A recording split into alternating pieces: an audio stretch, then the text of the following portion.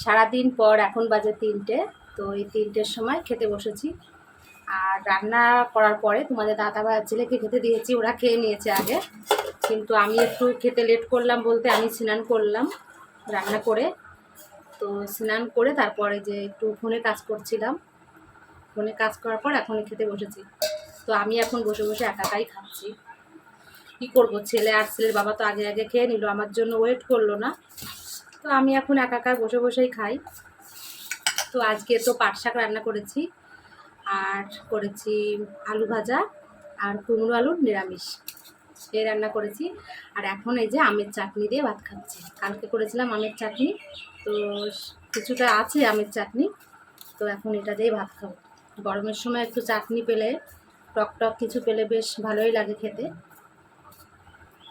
তো শাক ভাজা আলু ভাজা খাওয়া হয়ে গেছে, কুমড়োর তরকারিটা খাইনি আমি, ওটা খেতে ইচ্ছা করছে না আমার। কুমড়োর তরকারিটা তোমার দাদাভাই খুব পছন্দ করে, তো ওই কুমড়োর তরকারিটা বেশ ভালো খেয়েছে, কিন্তু আমার খেতে ইচ্ছা করে না কুমড়োর তরকারি।